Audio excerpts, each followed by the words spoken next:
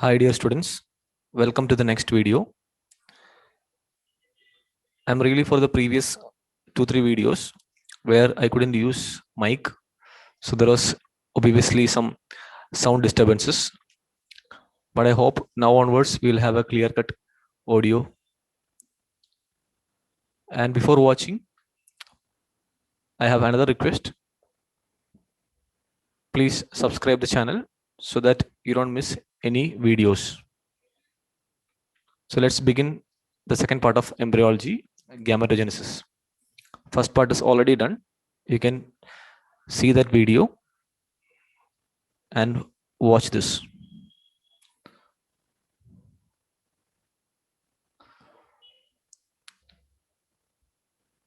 So first of all, we'll talk about spermatogenesis followed by oogenesis.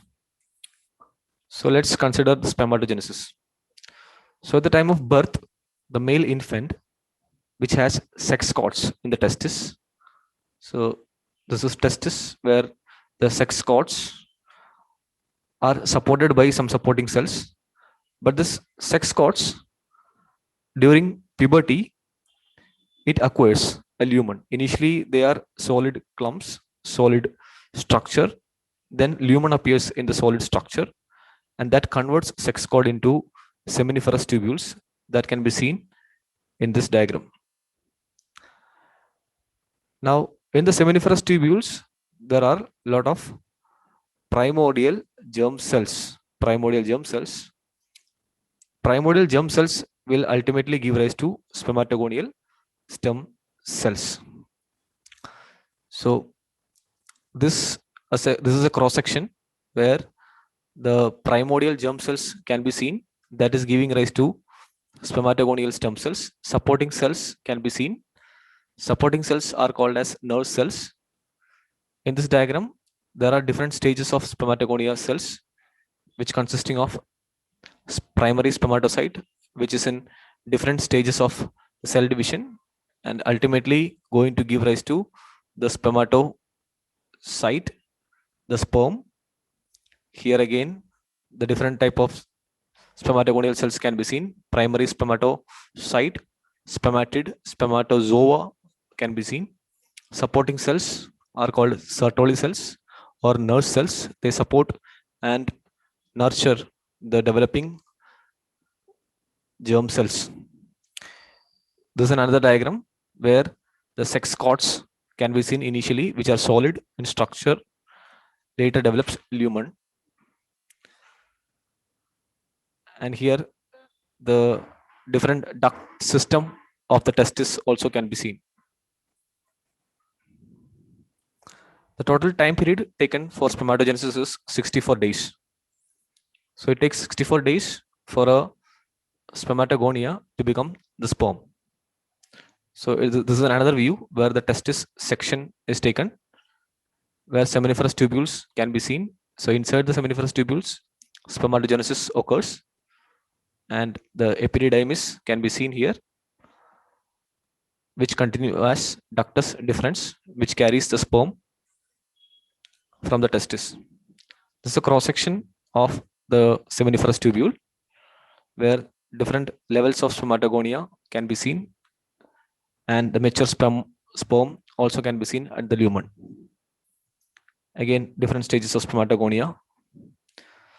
So the spermatogenesis starts after the onset of puberty, when the male child reaches around 13 to 16 years, and which includes all the events where the spermatogonia, which are the primordial germ cells, transforming into spermatozoa, which are called as mature sperms.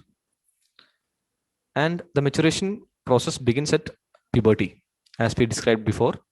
So it involves number of stages where cell divisions occurs, mitosis, meiosis occurs, so leading to primordial germ cell transforming into mature sperm.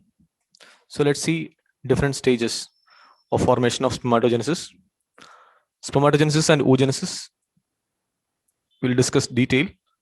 There are some differences between spermatogenesis and oogenesis that also we will discuss. So the cells called spermatogonia, which are dormant cells in the seminiferous tubules of the testis in the fetal period, they increase their number at the time of puberty. So they were present before, but they were in dormant stage, but they increase their number at the time of puberty due to different hormonal activities. After several type of mitotic divisions, spermatogonia grows and undergoes some changes, and the spermatogonia are transferred into primary spermatocyte. So spermatogonia, they undergo different stages and forming a primary spermatocyte in this diagram, which is the largest germ cell in the seminiferous tubules. So there are a lot of germ cells at different stages, in which the largest will be primary spermatocyte.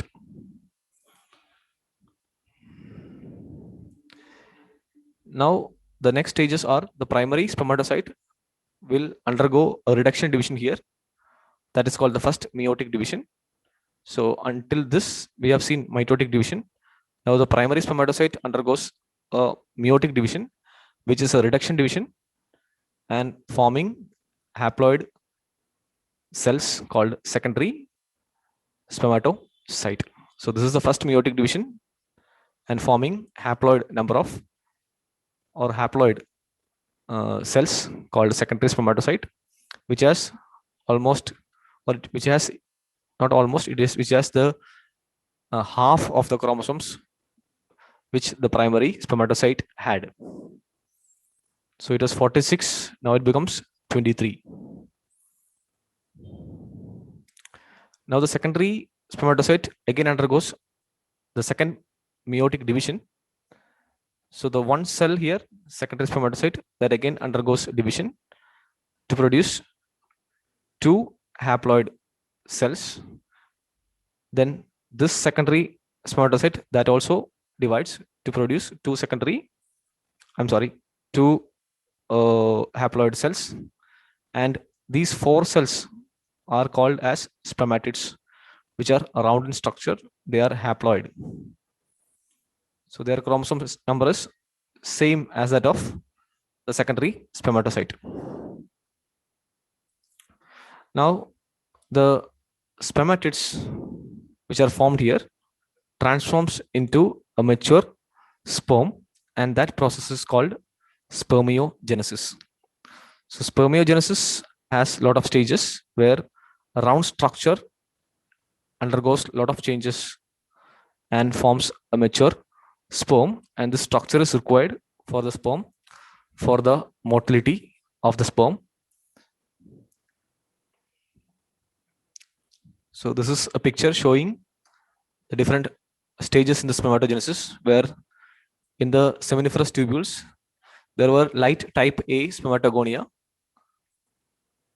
and dark type A spermatogonia.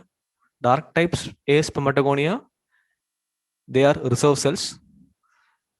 They are the cells which transforms into light type A, which again changes into type B spermatogonia, on which mitosis occurs and forms primary spermatocyte, which has 46 number of chromosomes, undergoes first meiotic division, forming secondary spermatocyte, half of the number as that of primary spermatocyte. When I say the number, it is mentioning about the chromosomes. Then the secondary, or I'm sorry, the second meiotic division, leading to formation of spermatids and ultimately spermiogenesis, giving rise to spermatozoa. So meiosis 1 and meiosis 2. So one primary spermatocyte giving rise to 4 spermatozoa. Next is about spermiogenesis. Spermiogenesis is the process where the spermatid are changing into spermatozoa, and it includes some steps. Formation of acrosome, which is going to cover the nuclear surface.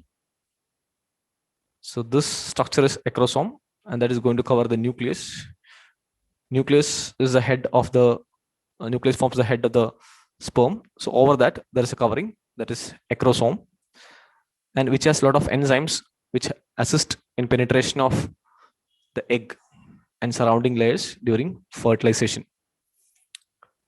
And the condensation of the nucleus also can be seen here, and that forms the head of the sperm. We will detail all these things in the coming slide, how this process occurs. Then the formation of neck, middle piece, and the tail region of the sperm. One more thing is shedding of cytoplasm.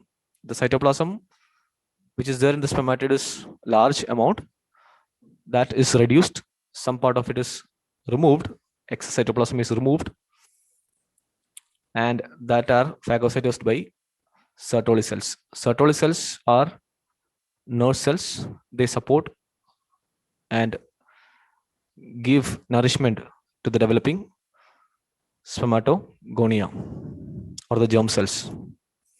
Again, a picture showing the same thing, the spermatogenesis steps. Next, coming to oogenesis. So we need to know something regarding the oogenesis and the ovarian cycle and menstrual cycle also when we deal with oogenesis. So we know that the female reproductive system structure called ovary that produces the ovum, which involves a lot of steps where the formation of different follicles can be seen. This is the cortex of ovary and medulla of the ovary. And medulla contains the blood vessels. Cortex contains different types of follicles.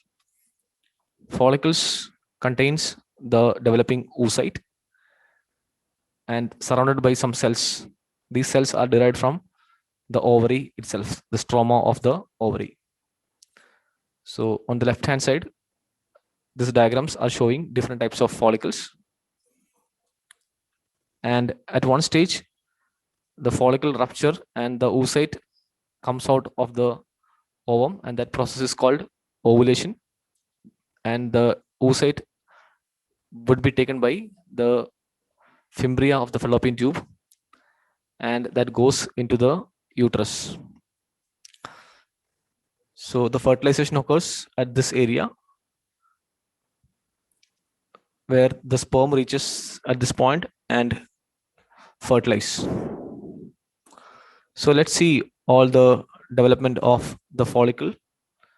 We will see at the same time how the oocyte is undergoing divisions so that we can understand clearly the oogenesis. So let's see the formation of follicle.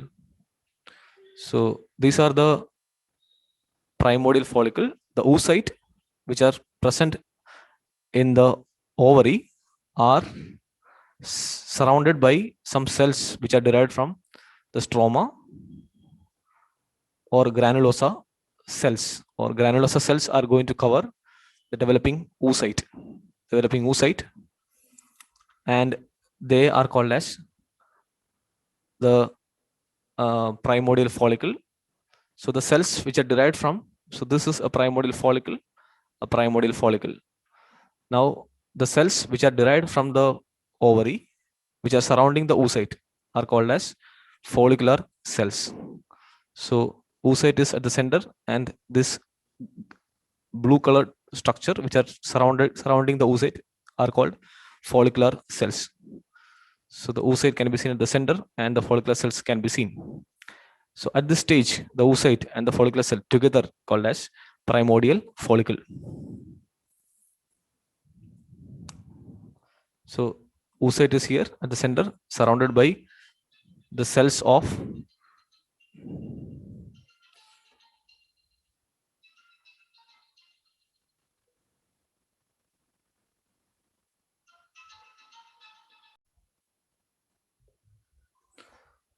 primordial follicles are a structure which consists of the oocyte at the center and surrounding a single layer of flat follicular cells.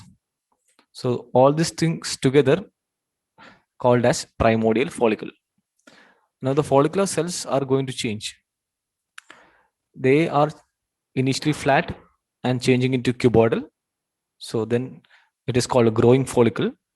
Then these cuboidal cells become stratified, and then it is called membrana granulosa.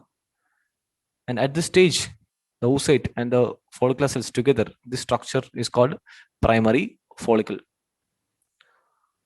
Now, a membrane is going to develop between the oocyte and the follicular cell, and that is called zona pellucida. This red color shows the zona pellucida. At the next stage, some cavities or antrum appears within the membrana granulosa or the stratified cells here. And the antrum, initially they were seen at different stages or different places. So in the granulosa, later they coalesce and forms a single cavity as here, and that is called follicular antrum. So follicular antrum enlarges, then the oocyte is pushed to one side, and the cells which are seen on the peripheral aspect of the granulosa cells, they change into two types of cells, theca interna and theca externa. Theca interna is inside. The diagram marking is wrong. Theca interna is inside, theca externa is outside. And the cells which are surrounding the oocyte is called cumulus oophorus.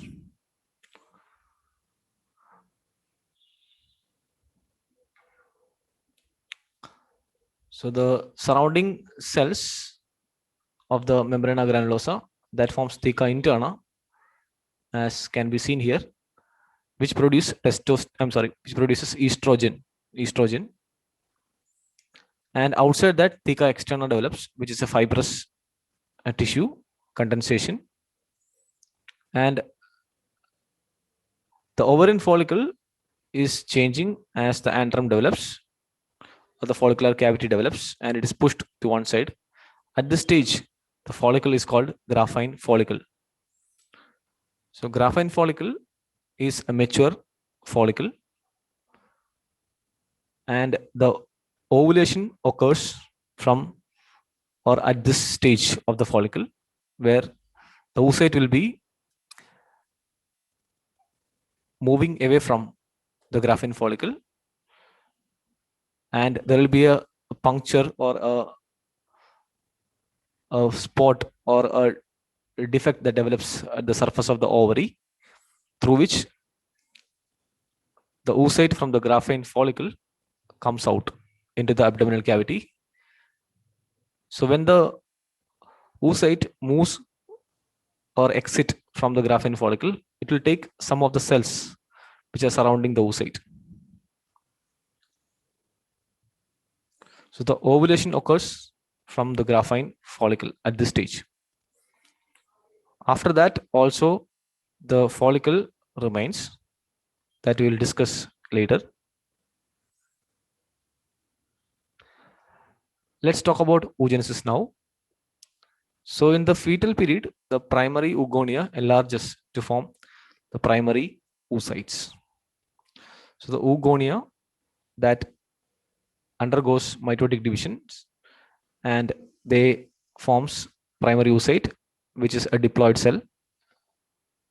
At the time of the birth, all the primary oocyte are in the prophase of first meiotic division. So after formation of primary oocyte, it undergoes a meiotic division, that is meiosis, the first meiotic division. Now, even though it goes for first meiotic division, they are in the prophase stage of first meiotic division. They are arrested at that stage. So some differences between oogenesis and spermatogenesis can be seen here. Spermatogenesis is a continuous process. Once it begins, it ends with the continuity. Whereas oogenesis is not like that. As I said before, some cells or the cells of the primary oocytes, they undergoes meiotic division at the time of birth, but they are remained in the or they are arrested in the first meiotic division at the prophase stage. So they remain in the prophase stage and they do not complete the first meiotic division until puberty. So even though the division occurs at the time of birth, or the primary oocyte that undergoes changes from the birth, but it is arrested at prophase up to the puberty. Now at puberty, the first meiotic division, where the primary oocyte will produce two unequal daughter cells. So that forms the secondary oocyte. So the secondary oocyte is formed at the time of puberty, and from one primary oocyte, one secondary oocyte is formed. The other cell which is produced is called polar body. So large cell, which most of the cytoplasm is called secondary oocyte, and the smaller one is first polar body. Now immediately the secondary oocyte enter into the second meiotic division, wherein the chromosome number has to be considered here. Primary oocyte has 46 number of chromosomes, whereas secondary oocyte has 23. So it is a reduction division.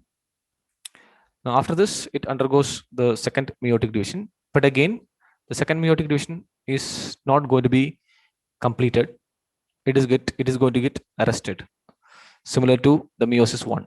Meiosis 1 was arrested in the prophase stage, whereas meiosis 2, they are arrested in the metaphase stage till the fertilization occurs. So until the sperm enters the ovum, the oocyte is going to remain in the metaphase stage. So it is not going to produce a mature ovum, or the secondary oocyte is not going to complete the meiotic division, the second meiotic division, or the secondary oocyte is not going to form a mature ovum until unless a sperm enters and fertilize. So immediately when the sperm enters the ovum, the second meiotic division is going to complete, and then it changes to the zygote. So it is an immediate step here that occurs. And this division again producing two unequal cells, where a second polar bodies are formed here, and from the first polar body also there are two polar bodies which are formed, secondary polar bodies are formed. So this is again the chromosome number remains the same, 23, and the mature ovum is directly going to form the zygote. So it is a immediate step where the secondary oocyte, which remains in the metaphase stage, after the sperm enters, it completes the second meiotic division, forms the mature ovum, then changes into a zygote. Now let's see the development of the follicle and the development of the oocyte together. As we have seen that we have the primordial follicle, which is converting into a primary follicle, and antrum develops. So when the antrum develops, it can be called as a secondary follicle, then forming a graphene follicle, and the ovulation occurs. And the remaining, the follicular cells, the follicle that forms corpus luteum, and it may change, or it will change into corpus albicans. Corpus luteum are of two types: corpus luteum of pregnancy or corpus luteum of menstruation. So we have to see now on which stage the oocyte is present in each follicle. So that's our consideration now. We know that when the baby is born, when the baby girl is born, let's see this once again. The primary oocyte, which is here, the primary oocyte that starts meiosis 1, but it is arrested in the prophase first. Now, when it is going to complete first meiosis at the time of puberty, at the time of puberty, we can see that the ovulation also occurs. So the girl attained maturity and ovulation occurs. So that time the oocyte is in almost, it is completed the meiosis, the first meiotic division, and forms the secondary oocyte. So you know that the ovulation occurs from the Graafian follicle. So at this stage, this is a secondary oocyte.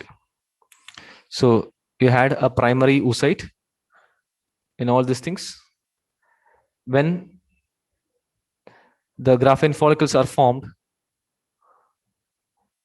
it is in the stage of, the oocyte is in the stage of secondary oocyte. Secondary oocyte is released from the Graafian follicle. Secondary oocyte remains in that phase. It completes the second meiotic division only when the sperm enters this. So this is just to understand on which stage the oocyte is present in the follicle. So as the follicle develops, the changes occurs in the oocyte. So whatever changes we have seen, the meiotic divisions, the mitotic division and the meiotic divisions occurs in the oocyte. So at this stage where Graafian follicle is formed, the oocyte is in the secondary oocyte form. Secondary oocyte form.